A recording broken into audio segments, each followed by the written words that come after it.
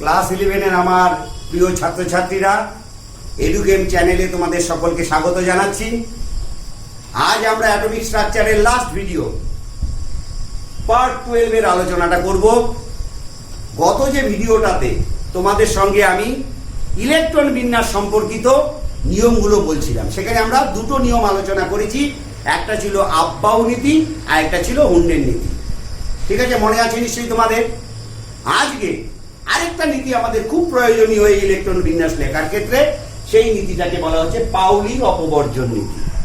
তাহলে কোন পরমাণু বা আয়নের ইলেকট্রন বিন্যাস লিখতে গেলে এই তিনটে নীতি আমাদের খুব প্রয়োজনীয়। একটাকে বলছে আব্বাউ নীতি, যেটা কিনা কোনো পরমাণুর ভিতরে যে উপকক্ষগুলো আছে তাদের শক্তির ক্রমকে নির্দেশ করে।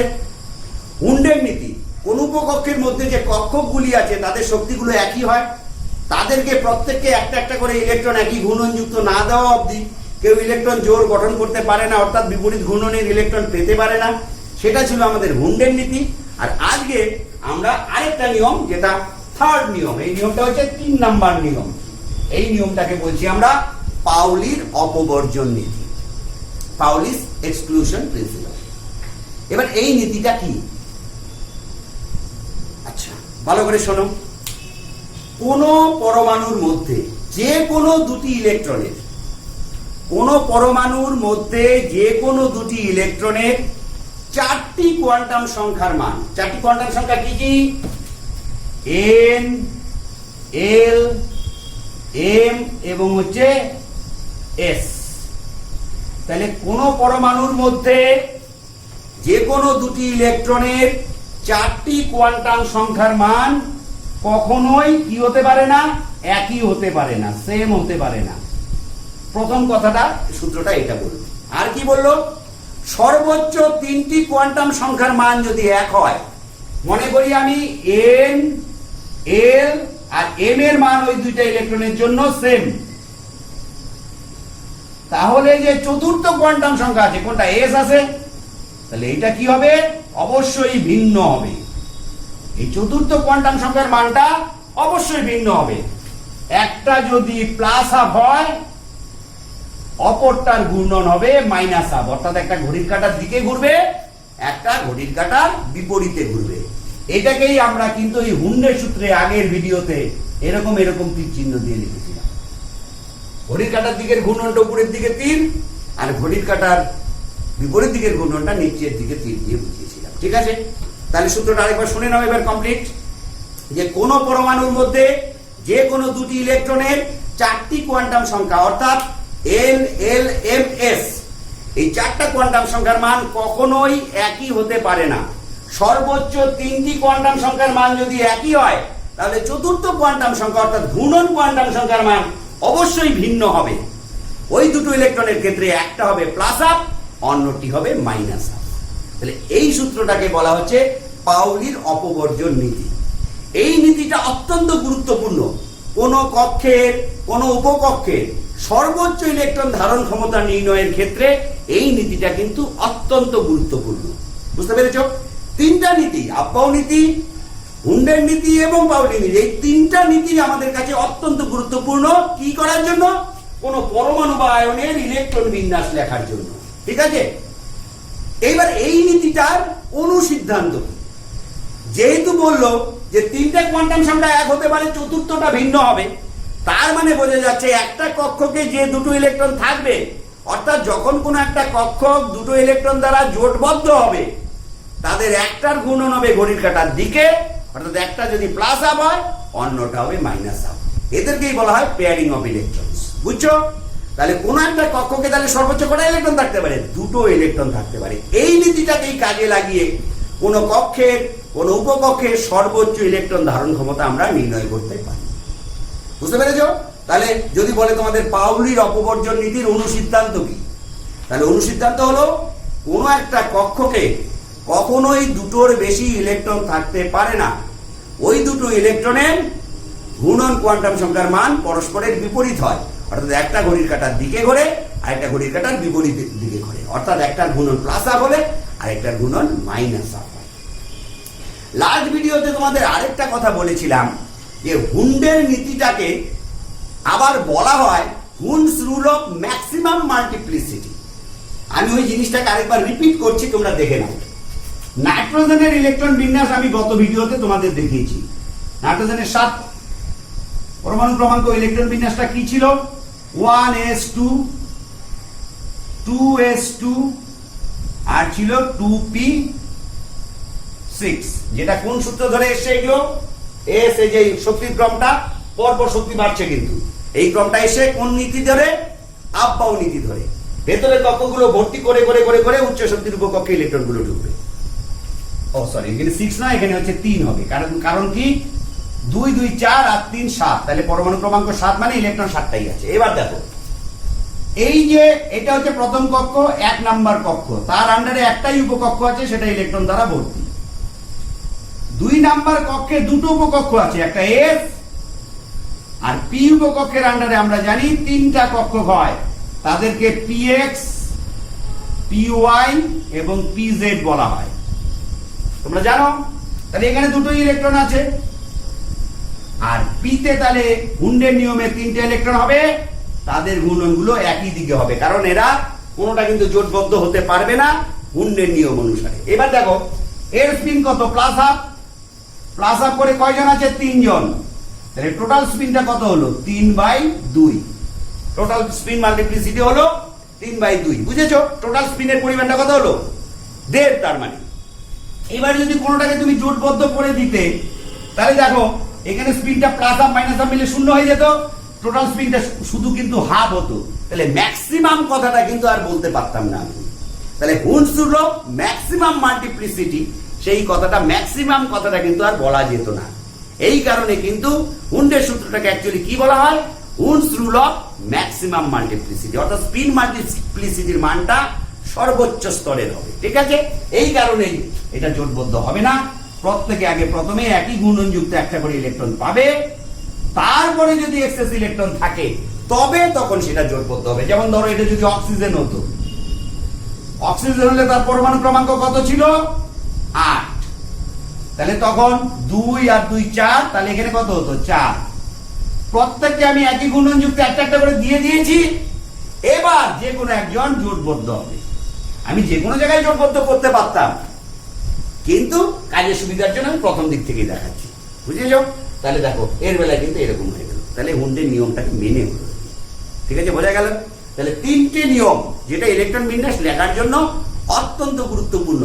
একটা হচ্ছে আপ-বাউ নীতি, সেটা কি বললো? যে বিভিন্ন উপকক্ষগুলো যে আছে তারা শক্তির ঊর্ধ্বক্রমানুসারে পরপর ইলেকট্রন দ্বারা ভর্তি হয়। নিম্ন শক্তির উপকক্ষকে খালি রেখে ইলেকট্রন কখনোই উচ্চ শক্তির উপকক্ষে প্রবেশ করে না বা করতে পারে না। গেল? এবার উপকক্ষগুলোর শক্তির ক্রম জানার জন্য আমাদের কি সূত্র জানা দরকার? গত ভিডিওতে আলোচনা এটাও করেছি, n+l সূত্র দরকার। যদি n+l এর মান দুটো উপকক্ষের আলাদা হয়, তাহলে যার মান কম তার শক্তি কম, সেটা আগে ভর্তি হবে ইলেকট্রন দ্বারা।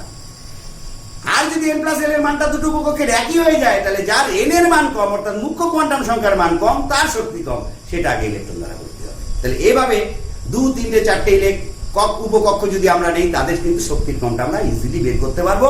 যদি এই যে ক্রমটা 1s 2s 3s 3p এই ক্রমটা তোমরা ভুলে যাও, তাহলে সেক্ষেত্রে কিন্তু তোমরা এইভাবে বের করতে পারো। বুঝতে পেরেছো? তাহলে এইগুলো সূত্রগুলো।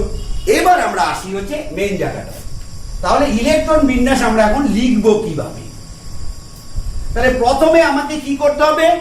আপ-বাউ নীতি অনুসারে শক্তির ক্রমে উপকক্ষগুলো আমরা লিখে ফেলি। 1s, তারপরে আছে 2s, তারপরে আছে 2p, তারপরে আছে 3s, তারপরে আছে 3p, লিখে ফেলি। 1s 2s। এইবার দেখো হাইড্রোজেন, তার পরমাণু ক্রমাঙ্ক কত? তোমরা সবাই জানো 1। তাহলে এর ইলেকট্রন বিন্যাসটা কি হবে? এখানে একটাই ইলেকট্রন হবে, তাহলে বাকিগুলো আর হবে না। তাহলে বাকিগুলো কি? বাদ।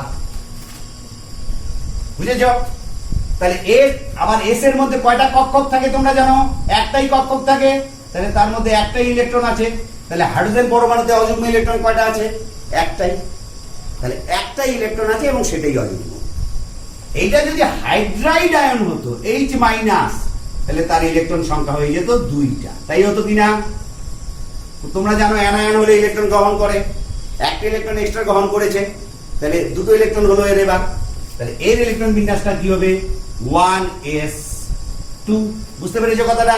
তাহলে প্রথমে দেখো 1s2, তাহলে এর দুটোই ইলেকট্রন, দুটোই এই একটাই কক্ষক আছে, সেটা দুটোই ইলেকট্রন আছে, তাহলে এটার মধ্যে কোনো অযুগ্ম ইলেকট্রন নেই, দুটো ইলেকট্রনই জোটবদ্ধ হয়ে আছে, তাই তো? কথাটা বোঝা গেল? আমি কয়েকটা দিই। কার্বন, তার পরমাণু ক্রমাঙ্ক কত? কার্বনের পরমাণু ক্রমাঙ্ক হচ্ছে 6। তাহলে এর মধ্যে কটা ইলেকট্রন আছে? 6টা। তাহলে আমি নিয়ম অনুযায়ী সাজাই 1s2, তারপরেরটা কি ছিল 2s, তার মধ্যেও দুটো ইলেকট্রন থাকবে, তারপরে ছিল 2p। এবার 2 2 4টা হয়ে গেছে, আমার তো 6টা ইলেকট্রন লাগবে, তাহলে আর 2 হবে।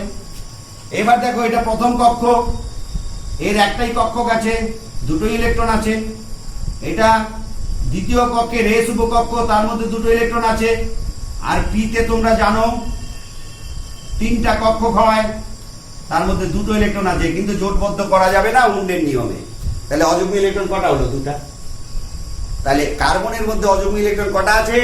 2টা। কিন্তু কার্বনের যোজ্যতা কত তোমরা জানো? কার্বনের বেশিরভাগ যৌগের যোজ্যতা হচ্ছে 4। কেন 4 তার ব্যাখ্যা পরে বলবো, ঠিক আছে? এখন এটুকু জেনে নাও অযুগ্ম ইলেকট্রন কটা? 2টা। আচ্ছা এবার আসো, নাইট্রোজেন অক্সিজেন করে ফেলেছিলাম, আর করবো না, পরেরটাই আসি। আচ্ছা এবার আসি ফ্লুরিন 9, 1s2, 2s2, 2p। দেখো 2 2 4, 9 হতে গেলে আর কয়টা লাগে? 5টা। তাহলে p তে 5টা আছে। এটা প্রথম কক্ষ, তার আন্ডারে একটাই কক্ষক আছে, তার মধ্যে দুটো ইলেকট্রন আছে। দ্বিতীয় কক্ষের আবার দুটো উপকক্ষ আছে s, আবার p কক্ষের 3টা কক্ষক আছে px py pz। এবার দেখো ইলেকট্রন বিন্যাসটা, এখানে দুটোই ইলেকট্রন আছে, আর এখানে 1 2 3, উন্নের নিয়মে আগে 3টা দিয়ে নিলাম, এবার আরো দুটো লাগবে, তাহলে দুটোকে জোটবদ্ধ করলাম, তাহলে অযুগ্ম ইলেকট্রন কয়টা হলো? 1টা। তাহলে ফ্লুরিন পরমাণুতে অযুগ্ম ইলেকট্রন কয়টা আছে? 1টা। এবার যদি ফ্লুরাইড আয়ন নিতাম আমরা, F- আয়ন, তাহলে ইলেকট্রন কটা হতো? 10টা। ইলেকট্রন কটা হতো? 10টা। তাহলে তার ইলেকট্রন বিন্যাসটা কি হতো? 1s2, 2s2, 2p6 হয়ে যেত। দেখো এবার, তাহলে এইগুলো আর লিখলাম না, এইখানে দুটো ইলেকট্রন আছে এই কক্ষ, এই উপকক্ষটার মধ্যে, আর এর আবার 3টা কক্ষক আছে, এর মধ্যে 6টা ইলেকট্রন আছে, মানে সবাই জোটবদ্ধ আছে। তাহলে ফ্লুরাইড আয়নে কিন্তু কোনো কি নেই? অযুগ্ম ইলেকট্রন নেই। এবং তার যে বাইরের কক্ষ, এটা কে কক্ষ? এটা এল কক্ষ। এল কক্ষে কয়টা ইলেকট্রন আছে? টোটাল 8টা। তাহলে অষ্টক পূর্ণ হয়ে আছে, দেখো, তাহলে অষ্টক পূর্ণ হয়ে আছে, তাই তো? ফ্লুরাইড আয়নে তাহলে অষ্টকটা বাইরের কক্ষে, তাকেই বলা হয় যোজ্যতা কক্ষ, সেটা ইলেকট্রন দ্বারা ভর্তি। সরি, নিয়ন, এর পরমাণু ক্রমাঙ্ক কত? 10। এনি নিয়ন, তাহলে এর ইলেকট্রন বিন্যাসটা কি? 1s2, 2s2, 2p6। দেখো 2 2 4 আর 6 কত? 10ই হয়। তাহলে এই ইলেকট্রন বিন্যাসটা আসলে তো এইটাই। তাহলে তোমাদের যদি বলে নিয়ন কি মৌল? একটা নিষ্ক্রিয় মৌল। হিলিয়াম একটা নিষ্ক্রিয় মৌল, নিয়নও একটা নিষ্ক্রিয় মৌল। তাহলে এর যোজ্যতা কক্ষে দেখো কয়টা ইলেকট্রন আছে? এই বাইরের কক্ষে কয়টা ইলেকট্রন আছে? 2 আর 4 8টা। তাহলে এরও অষ্টক পূর্ণ। তাহলে নিয়নের মতো ইলেকট্রন বিন্যাস যুক্ত একটা যদি অ্যানায়ন তোমাকে লিখতে বলে, তাহলে কি উদাহরণ হবে? F- আয়ন হবে না? তাহলে নিয়নের মতো ইলেকট্রন বিন্যাস যুক্ত একটা অ্যানায়নের উদাহরণ দাও, তাহলে সেটা এটা। আবার দেখো সোডিয়াম Na, তার পরমাণু ক্রমাঙ্ক কত? 11। এর ইলেকট্রন বিন্যাসটা কি লেখা যায়? 1s2, 2s2, 2p6, 3s1। দেখো কেন করলাম? 2 2 4 8 6 10, আমার তো 11টা লাগবে, তাহলে আরেকটা উপকক্ষ আনতে হচ্ছে আমাকে, তাই তো? পরের শক্তির, পরবর্তী শক্তির যেটা একটু বেশি শক্তি, তারপর একটা সেটাকে নিয়ে আসতে হচ্ছে। এবার এর যোজ্যতা কক্ষ, 1 দিয়ে যেগুলো সেগুলো প্রথম কক্ষ, 2 দিয়ে যারা তারা দ্বিতীয় কক্ষ। তাহলে এটা কে, এটা এল, তাহলে এটা এম, কে এল এম। দেখো তোমাদের মনে পড়েছে কিনা? কে কক্ষে কয়টা ইলেকট্রন থাকলো? 2টা। এলে 8টা আর বাইরের কক্ষে 1টা, এই জন্য সোডিয়ামের যোজ্যতা 1। বুঝতে পেরেছো? এবার দেখো এই পর্যন্ত ইলেকট্রন বিন্যাসটা, এই যে এই পর্যন্ত বিন্যাসটা তো এটার মতোই, তাই কি না? তাহলে এটা ভর্তি আছে, 8টাই আছে। তাহলে যোজ্যতা কক্ষে কয়টা ইলেকট্রন আছে? যোজ্যতা কক্ষে এস এর তো একটাই কক্ষক হয়, একটা ইলেকট্রন আছে, তাহলে অযুগ্ম ইলেকট্রন এর হচ্ছে 1টা। এবার যদি আমি সোডিয়াম প্লাস করতাম এটাকে, তাহলে একটা ইলেকট্রনের কমে যেত না? তাহলে এই ইলেকট্রনটা বাইরে বেরিয়ে যেত, বাইরের কক্ষের থেকে ইলেকট্রন যেত।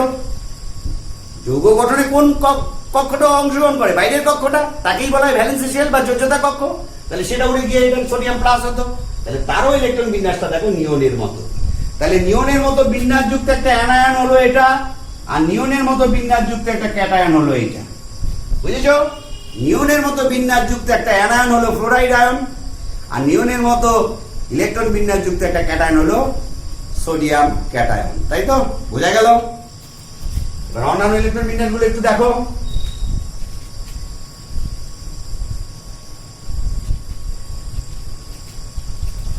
এবার আমরা একটু অন্যদিকে যাচ্ছি। এবার দেখো ক্যালসিয়াম। আচ্ছা, ক্যালসিয়ামের আগে আমরা ক্লোরিন করে নিই। ক্লোরিন এর পরমাণু ক্রমাঙ্ক কত তোমরা জানো সবাই? 17।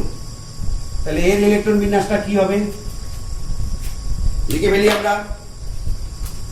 1s2 2s2 2p6 3s2 3p, দেখো 2 2 4 8 6 10 2 12, তাহলে আমাকে করতে হবে 17টা।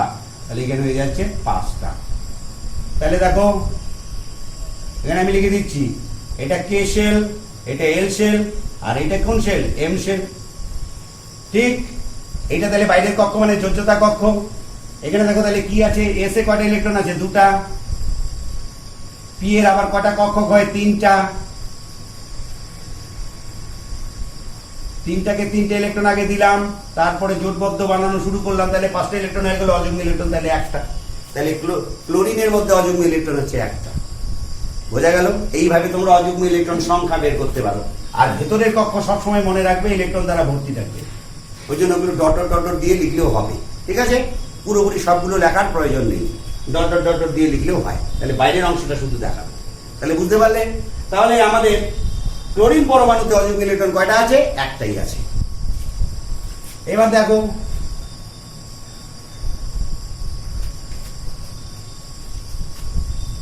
পটাশিয়াম। দেখো এর পরমাণু ক্রমাঙ্ক কত তোমরা জানো? 19। পটাশিয়ামের পরমাণু ক্রমাঙ্ক কত? 19। 1s2 2s2 2p6 3s2 3p6 4s1। দেখো তো মিলেছে কিনা? 2 2 4 8 6 10 2 12 আর 6 18, একে 19। তাহলে এটা প্রথম কক্ষ, এটা দ্বিতীয় কক্ষ, 3 দিয়ে যারা আছে তারা তৃতীয় কক্ষ। তাহলে এটা কে, এটা এল, এটা এম, আর এটা হচ্ছে এম এন। বুঝতে পেরেছ?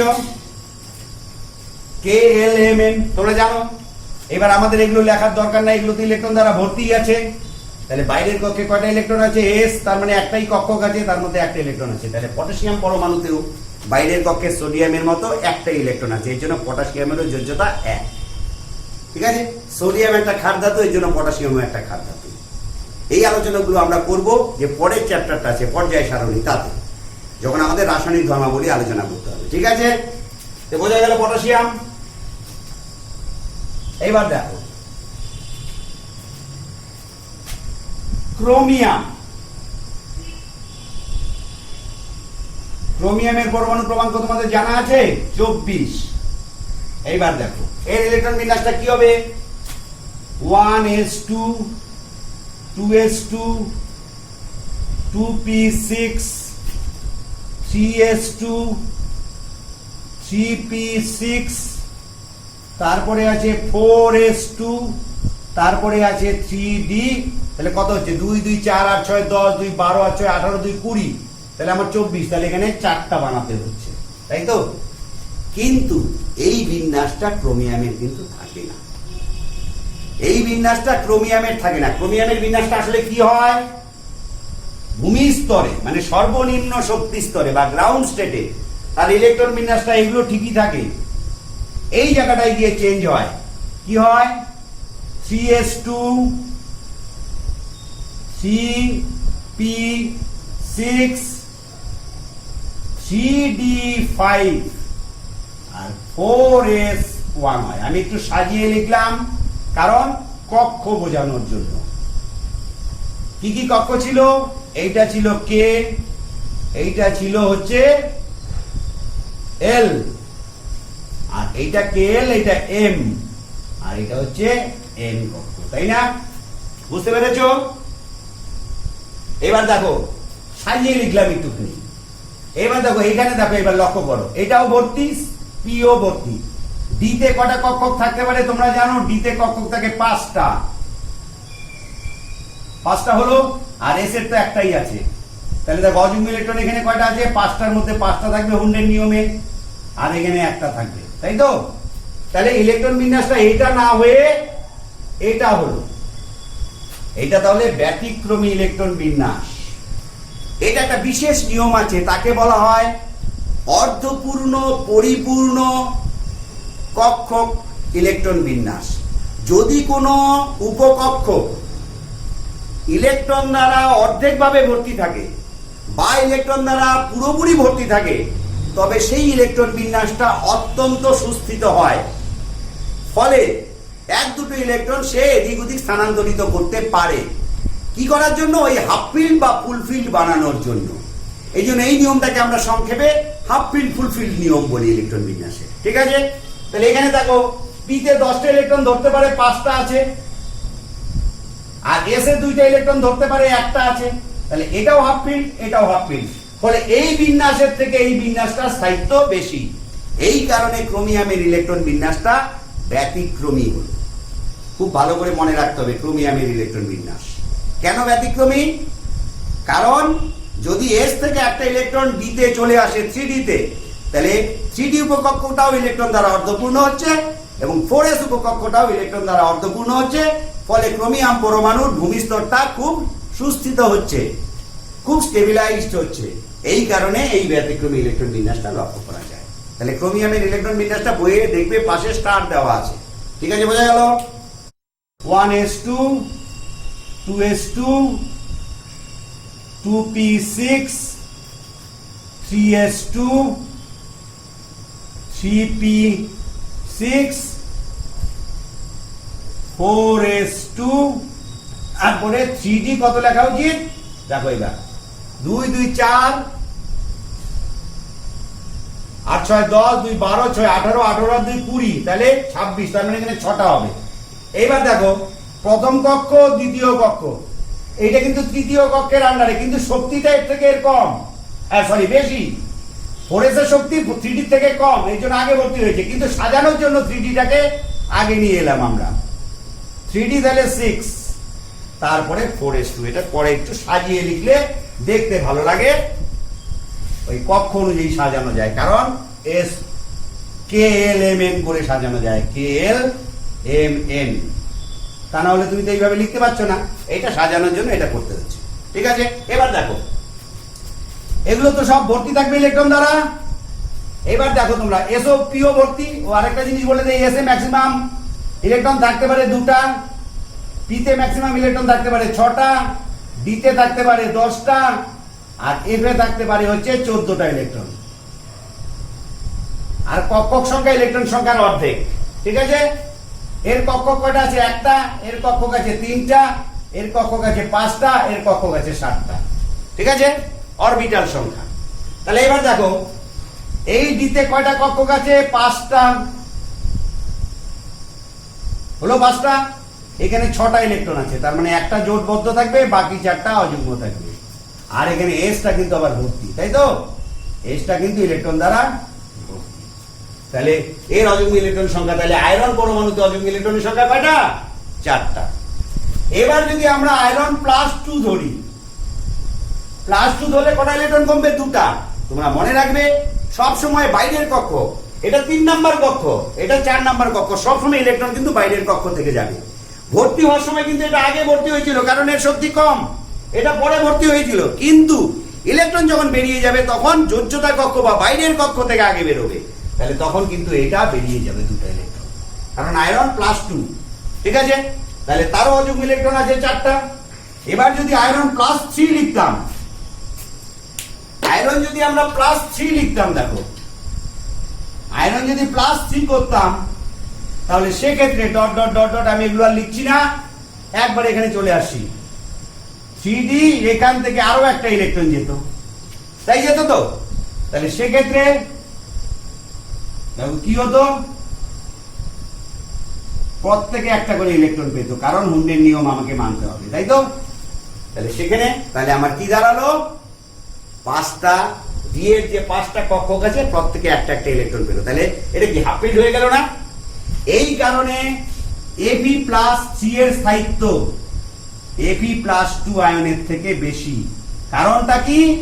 কারণ Fe+3 আয়নে 3D উপকক্ষটা ইলেকট্রন দ্বারা অর্ধপূর্ণ, যা ওই আয়নের ইলেকট্রন বিন্যাসকে অত্যন্ত স্থায়িত্ব প্রদান করে। এই কারণে ফেরাস যৌগগুলোকে যখন আমরা বায়ুতে খোলা অবস্থায় রাখি, তারা জারিত হয়ে ফেরিক যৌগে পরিণত হয়ে যায়। তোমরা লক্ষ্য করে থাকবে অনেকেই, ট্যাপের জল তুলে রেখে দিয়েছো, জলটা যদি কয়েকদিন রেখে দাও ঘরে, দেখতে পাবে এটা আস্তে আস্তে তার উপরে বাদামি বর্ণের স্বর পড়েছে, কারণ ওই জলে যে ফেরাস যৌগগুলো ছিল, ফেরাস বাইকার্বনেট ছিল, সেটা কিন্তু ফেরিক যৌগে পরিণত হয়ে গেছে, ফলে ফেরিক যৌগগুলো কালার হচ্ছে বাদামি। এই কারণে গাঢ় হলদে বা বাদামি বর্ণের, এই জন্য কিন্তু ওই স্বরটা পড়ে। অর্থাৎ ফেরাস যৌগ জারিত হয়ে ফেরিক যৌগ হয়, কারণ ফেরিক যৌগের ক্ষেত্রে এই 3D উপকক্ষটা ইলেকট্রন দ্বারা হাফ ফিল্ড বা অর্ধেক ভাবে ভর্তি। বুঝতে পেলে কথাটা? এইবার দেখো,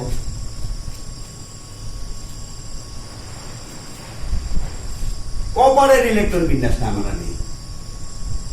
কপার কত পরমাণু ক্রমাঙ্ক? 29। কপারের পরমাণু ক্রমাঙ্ক কত? 29। এটা কি লিখতে পারি আমরা?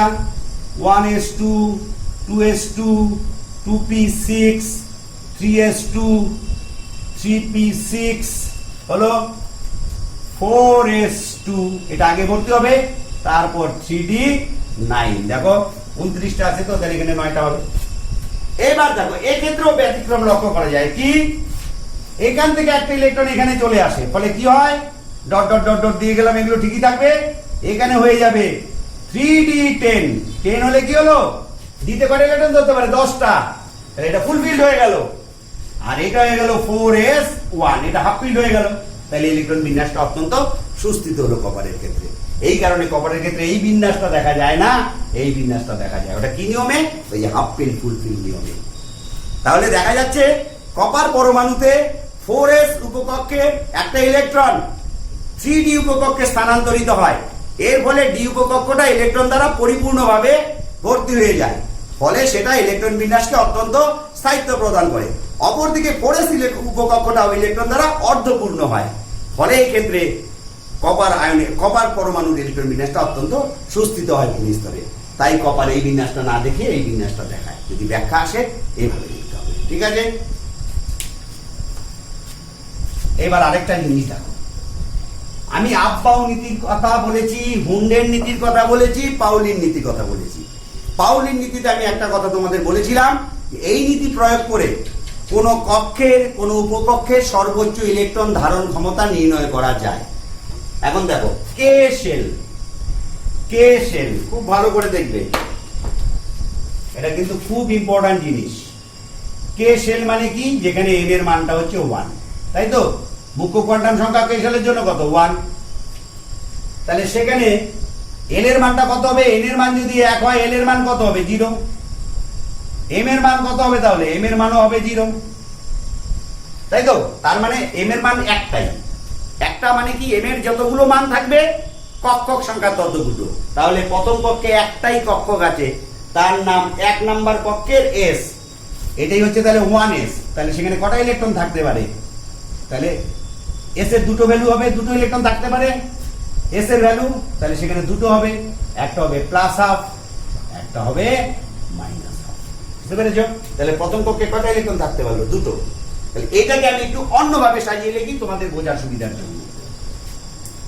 তাহলে প্রথমে আমরা লিখবো n এর মান, তারপরে লিখবো l এর মান, তারপরে লিখবো m এর মান, তারপরে লিখবো s এর মান, তারপরে লিখবো ইলেকট্রন সংখ্যা, তারপরে আমরা কি লিখবো ইলেকট্রন সংখ্যা, তারপরে লাস্টে আমরা লিখবো ইলেকট্রন সংখ্যা। দেখো এবার ভালো করে লক্ষ্য করবে, n এর মান ইজ ইকুয়াল টু হচ্ছে 1, তার নামই হচ্ছে কে শেল। তার জন্য l এর মানগুলো কি হবে, n যদি 1 হয় l এর মান হবে 0 to n - 1। আমি এখানে লিখে দেই l এর মান কি হবে 0 to n - 1 পর্যন্ত হয়, তোমরা জানো তাই তো। আবার m এর মানগুলো কি হয়, m এর মানগুলো হয় -l to +l অবধি, এটাও তোমরা জানো। এবার দেখো, এবার l এর মান যদি 0 হয় m এর মান কি হবে -l to +l মানে কত, m এর মান 0ই হবে, তাহলে m এর মান কিন্তু 0ই হবে। তাহলে 0 হওয়া মানে কি একটা কক্ষক, তাহলে সেখানে দুটো ইলেকট্রন থাকবে, একটা প্লাস হাফ একটা মাইনাস হাফ। আমি আর প্লাস হাফ মাইনাস হাফ করে লিখছি না, উপরের দিকে 3 নিচের দিকে 3 করে দিচ্ছি। তাহলে এখানে কটা ইলেকট্রন থাকতে পারলো, দুটা। তাহলে প্রথম কক্ষে দেখো দুটোই ইলেকট্রন থাকে। একটা কক্ষকে কটার বেশি ইলেকট্রন থাকতে পারে না, দুটোর বেশি, ওই যে পাউলির নীতির কি অনুসিদ্ধান্ত। এবার n এর মান যখন আমি 2 লিখবো, তার মানে ওটা l শেল, সেখানে l এর মান কি কি হতে পারে, একটা হবে 0, একটা হবে 1, দুটো মান হতে পারে। একটা l = 0 হবে, একটা l = 1 হবে। যেটা l এর মান 0 হবে সেটা m এর মানও 0, যেটা l এর মান 1 হবে সেখানে m এর মান হবে -1 0 +1। তাহলে এখানে কক্ষক আছে একটা, তাহলে ইলেকট্রন হবে দুটা। এখানে কক্ষক আছে 3টা, তাহলে ইলেকট্রন হবে 3 জোড়া সর্বোচ্চ। তাহলে এখানে ইলেকট্রন হলো দুটা, এখানে হলো 6টা। তাহলে এই l শেলে টোটাল ইলেকট্রন কটা হলো, 8টা। তাহলে বুঝতে পেরেছো, এইভাবে পাউলির নীতি প্রয়োগ করে বিভিন্ন কক্ষে উপকক্ষের আমরা ইলেকট্রন সংখ্যা নির্ণয় করতে পারি। এবার আরেকটা জিনিস দেখিয়ে আমরা এই অ্যাটমিক স্ট্রাকচারের আলোচনা, দীর্ঘ আলোচনা চলছিল, 12টা ভিডিও হচ্ছে, সেই আলোচনাটা শেষ করব। এখন যদি এরকম বলে 3p এই উপকক্ষের মধ্যে কটা ইলেকট্রন থাকতে পারে, দেখো 3p উপকক্ষের জন্য n এর মানটা কত 3, আর p এর জন্য l এর মান হচ্ছে 1। গৌণ কোয়ান্টাম সংখ্যার মানটা কত, p এর জন্য 1, এটা কিন্তু একদম মাথায় রাখতে হবে। s এর জন্য গৌণ কোয়ান্টাম সংখ্যা l এর মান হচ্ছে 0, p এর জন্য l এর মান হচ্ছে 1, d এর জন্য l এর মান হচ্ছে 2, আর f এর জন্য l এর মান হচ্ছে 3। একদম মনে রাখতে হবে কিন্তু এই জিনিসটা, ঠিক আছে? তাহলে বুঝতে পারলেন। এবার দেখো এর m এর মানগুলো কি হবে, 12 + 1 সংখ্যক।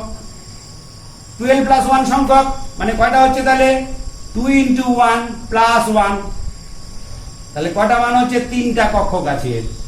তাহলে ইলেকট্রন সংখ্যা কয়টা হবে, 2 × 3, তার মানে 6টা। তাহলে যে কোনো p হোক না কেন, সেটা 2p হোক, 3p হোক, 4p হোক, যে কোনো p হোক, p কক্ষের যেহেতু l এর মান 1, তাহলে কক্ষক তো সবসময় ওর মধ্যে 3টাই থাকবে, তাই কখনোই 6টার বেশি ইলেকট্রন থাকবে না।